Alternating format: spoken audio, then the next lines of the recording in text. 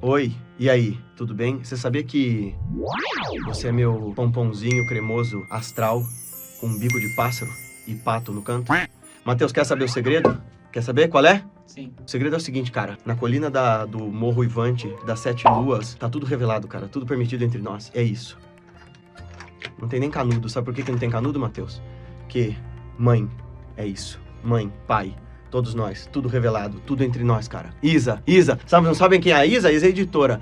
Mas editora do quê? Talvez da vida. Qual é a resposta para o coração quebrado, machucado? Está onde? De trás do armário, debaixo da flauta. E isso aqui é a verdade espiritual completa, absurda, que comunga com as estrelas e alinhadas nos planetas, seguem o passo da gaivota por detrás da colina, onde de mãos dadas, no pé do cotovelo, o abraço carinhoso do pompom das neves nos chama de volta ao lar. Olha como é que eu penso. Filosofia aqui, ó. Lar. Nada mais. Sadaquinha. Tirando a minha garrafa, evidentemente gay, eu não tô mais escondendo nada, né, Matheus? Enlouquecemos. É isso, é o mês do orgulho gay, gente, é isso aí. Brincadeira essa parte, eu adorei minha garrafa, tá? É um jeito de eu lembrar de tomar água. Hidrate-se, é um primeiro passo pra você não pirar. Eu comecei essa abertura de louco porque vou contar pra você que o que não me falta, é só você dar uma olhada no entorno aqui dos trabalhos da Revolução de Si, o que não me falta é gente supondo que surtos escapistas sejam grandes revelações espirituais, grandes transformações épicas de suas consciências, grandes aberturas de seus corações e do fundo do meu coração, onde a minha compaixão sublima a minha raiva. Que não é pouca, né, Matheus? Né? É. Né, Aimee? É. Tem convidados hoje aqui. Do fundo do meu coração, preciso te falar uma coisa. Ou a gente finca os pés no chão e estrutura a nossa vida de maneira prática, com lucidez, com cuidado, com paciência, ou a gente perde a mão da nossa vida e essa existência que é uma experiência dura, é verdade, mas tão linda e singular, acaba sendo desmanchada num delírio profundo que não ajuda ninguém, só te atrapalha. Nós vamos falar sobre isso, sobre a importância do cultivo da lucidez plena e do perigo de confundir crescimento espiritual, autoconhecimento com pura loucura, com devaneio.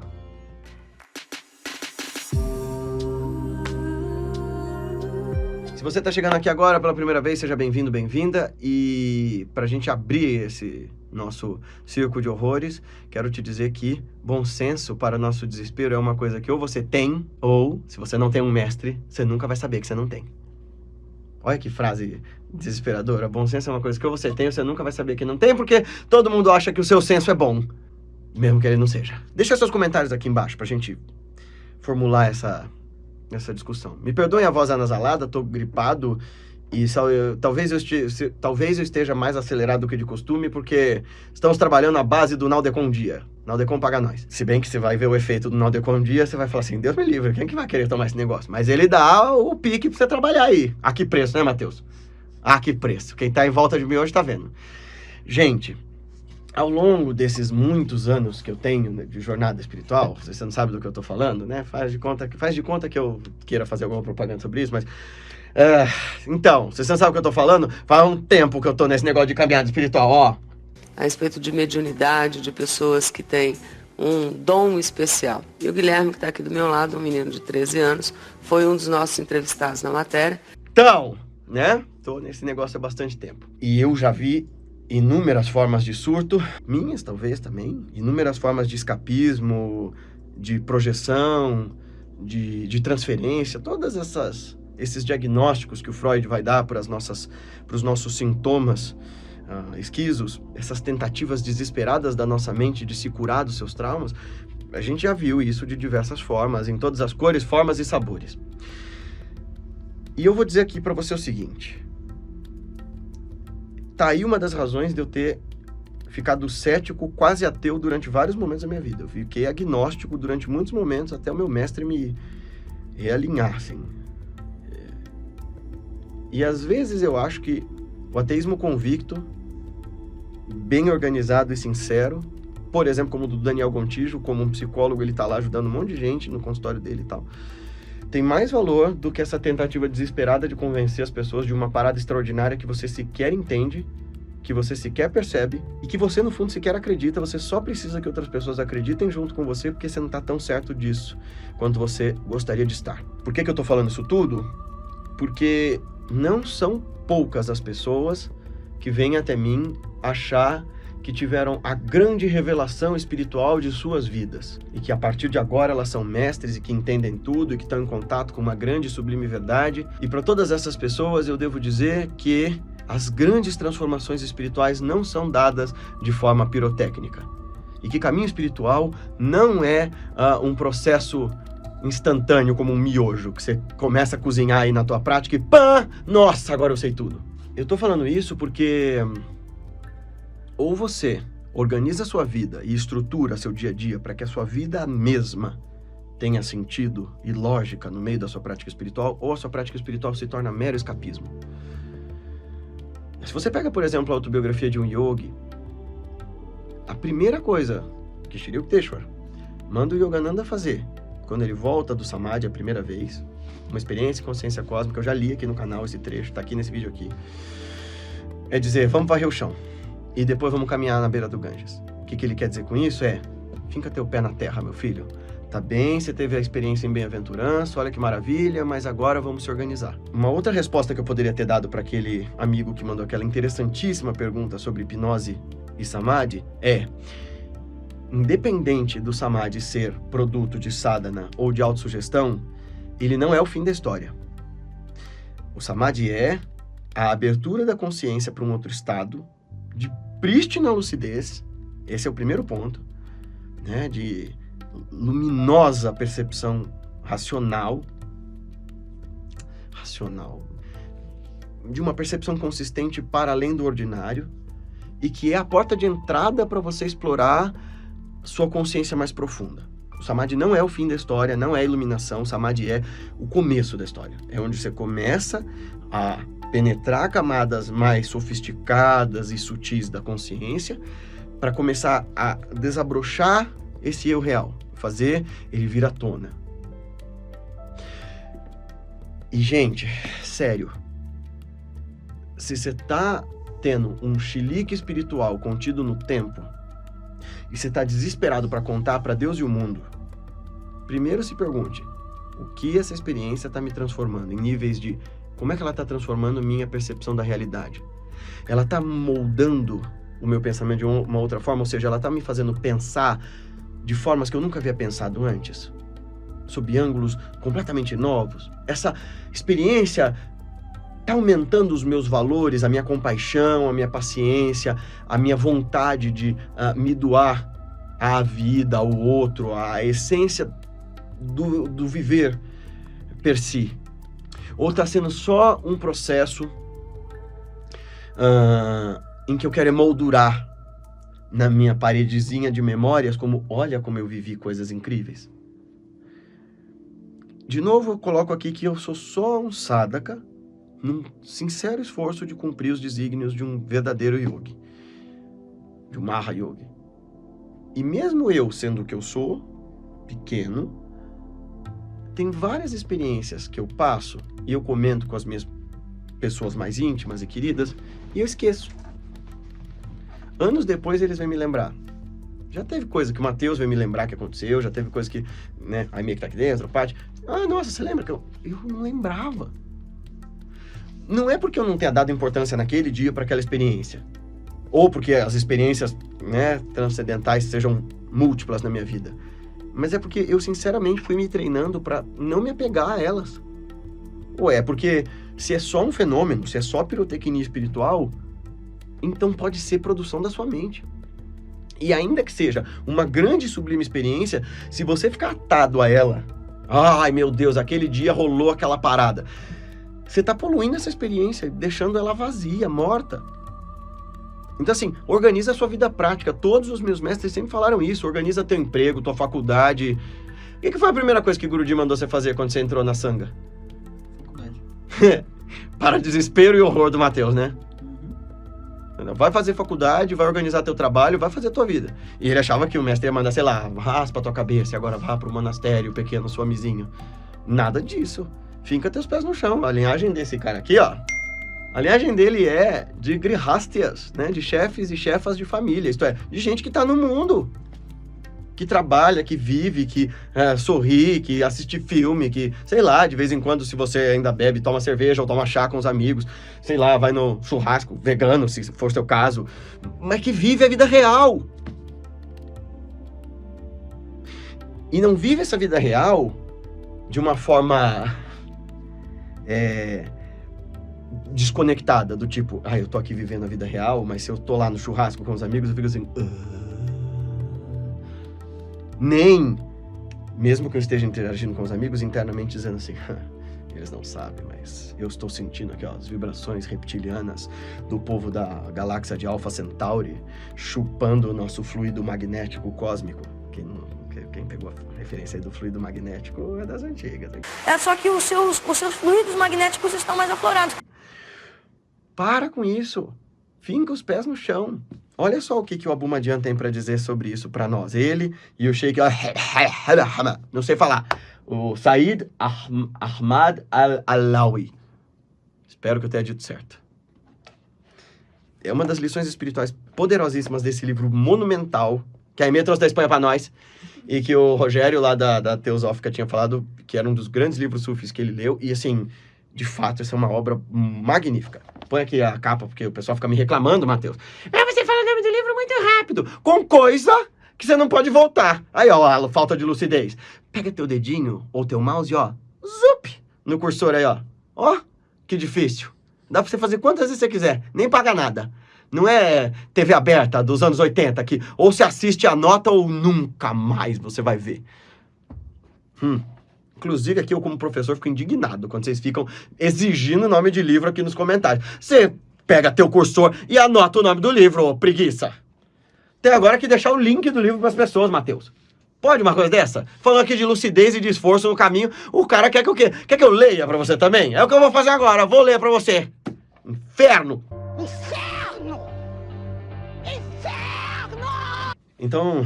Foi muito legal, a gente teve a lição sobre esse trecho e eu quero que você ouça sobre isso para você verificar com muita sinceridade se o que você está chamando de evolução espiritual, primeiro cuidado com esse termo, ou o que você está chamando de experiência espiritual, não é só projeção, transferência, ansiedade, vontade de chamar atenção, desejo por pertencimento ou escapismo. E eu quero dizer também de coração, antes de ler o trecho aqui, é o seguinte... Eu entendo que provavelmente a tua vida tenha sido foda. A minha também foi quando eu entrava nesses delírios. Eu também entrei nesse lugar. Eu precisei de um mestre que toda vez que eu chegava pra ele dizendo mestre, vi luzes pirotécnicas, meu coração senti que parou, vi São Pedro descendo uma carruagem de fogo, com uma varinha de estrelas como a do Cosmo e da Wanda. Esses caras aqui, ó. Estalando glitter, purpurina misericordiosa e fazendo chover sobre mim, rosas místicas. Meu mestre sempre ouvia essas coisas e falava: aniquile as experiências delusórias e vá mais fundo. E aí o Zen, isso eu aprendi com a Monja Coen, é muito verdadeiro. Se o Buda aparecer para você durante sua prática, mate o Buda. Porque se o Buda de verdade estiver acompanhando sua prática, ele não vai interrompê-la. Então, assim, eu sei que às vezes no meio das nossas dores é mais fácil, né, aspirar desesperado para criar uma realidade outra, recortada da vida pragmática, do que encarar o fato das coisas. Mas uma das coisas que nos liberta do sofrimento é encarar os fatos como eles são. Então vamos ver o que ele, Abu Madian e o Said Ahmad Al-Alawi têm a dizer para nós. Sobre o amor, Mahaba, e o desejo amoroso.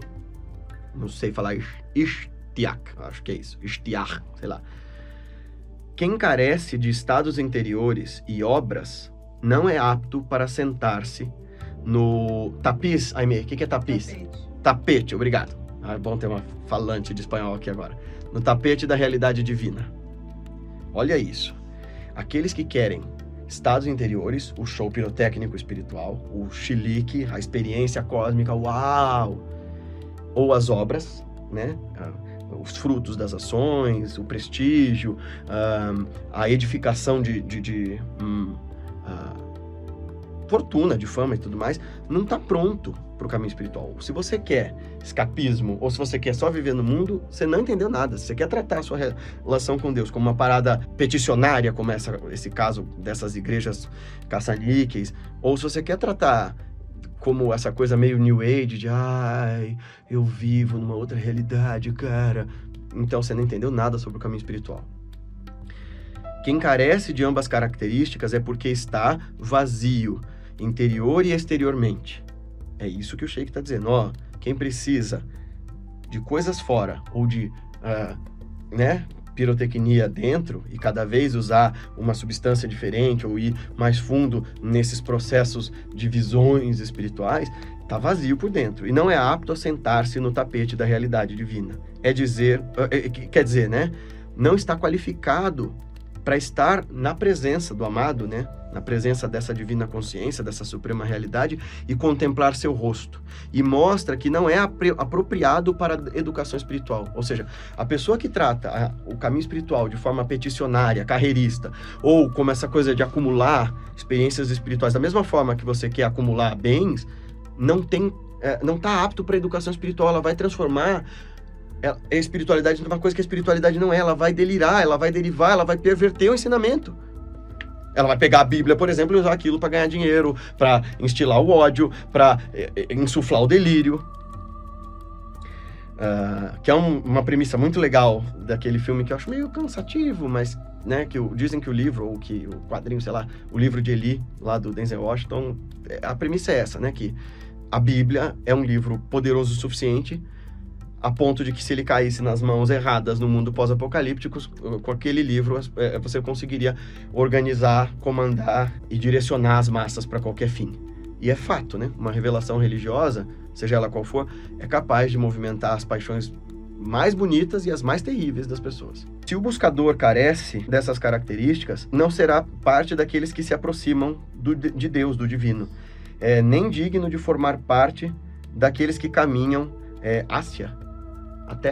até Deus, por sua falta de estados e de iniciativas, por sua pureza e sua falta de resolução interior. Então, assim, demonstra uma tremenda fraqueza de propósito, uma fraqueza de foco, uma fraqueza moral, esse desespero de chamar atenção no contexto espiritual, esse desespero de querer se provar, esse desespero de querer escapar da realidade prática. E nós já deixamos bem claro que a seriedade e o esforço são os cimentos desse assunto.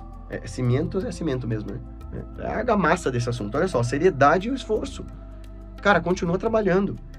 Os estados são, na realidade, um exercício das inspirações divinas que quando chegam ao coração, o tiram de seu repouso e o sacodem para deixá-lo maravilhado. Se apoderam de seus membros e sacodem o corpo e o balançam e fazem com que as lágrimas corram por seus olhos. São a huela. São a impressão que evidencia que quem os tem, né, quem los padece, que los padecem tiene las qualidades requeridas. Mais ou menos, né?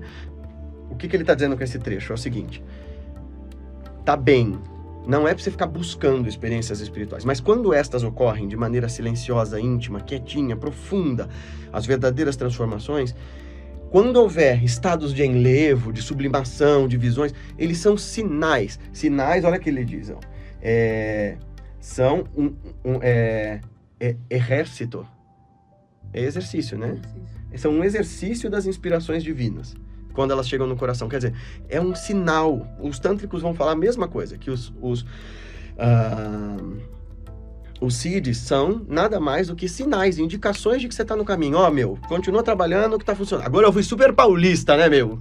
Continua trabalhando, mano, que aí você chega no moksha, tá ligado? Mas assim, silencia o coração e persiste no trabalho. Para de querer discutir essas coisas. É por isso que tantos mestres falam pra gente exercer o silêncio. Continua fazendo tua prática, continue a nadar, não cesse de trabalhar. É o Rumi falando, né? Nem pense em abandonar seu trabalho, continue a trabalhar, cave teu poço. Aí onde você está cavando existe a água que vai saciar a tua sede. Continua, mas faz isso quietinho, intimamente. Para de querer fazer estardalhaço sobre as coisas que você espera obter, ou que você acha que você obteve espiritualmente. E pelo amor de Deus, se você está num processo desses de fragmentação, que tá te partindo ao meio, e você acha que pode ser loucura, tenta se consultar com pelo menos uma ou duas pessoas céticas que vão te dar pelo menos uma outra perspectiva sobre tudo isso. Quando não, procurar um terapeuta mesmo, sabe? Procure um terapeuta. Se você não se sentiu acolhido no primeiro, vai no segundo.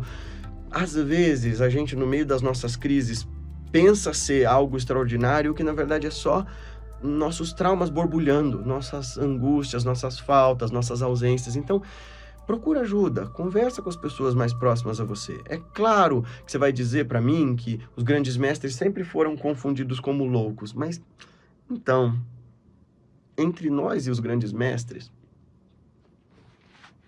há um abismo, né? Então, assim, para cada, 10 milhões de supostos buscadores, nasce um meio Ramakrishna. Né? Então, é mais fácil você acreditar que você não é um deles e tentar manter sua lucidez pragmática, tentar manter teu trabalho, tentar segurar tua onda, tá bom? Fica bem. Gostou desse vídeo? Então não esquece de compartilhar com seus amigos em todas as suas redes sociais e fazer com que essa nossa Sangha Online, esse nosso trabalho, essa nossa comunidade de pessoas que praticam juntas, cresça e essa mensagem se espalhe, transformando mais vidas. Dá uma olhada no nosso clube de membros. Lá vai ter um monte de conteúdo exclusivo, uma série de lives e de leitura de ensinamentos, poemas e textos dos mestres que ajudem a gente a desvendar os caminhos da nossa consciência e realizar de fato a revolução de si, nos tornando hoje melhores do que nós fomos ontem e amanhã melhores do que nós somos hoje. Até o nosso próximo vídeo. Até mais!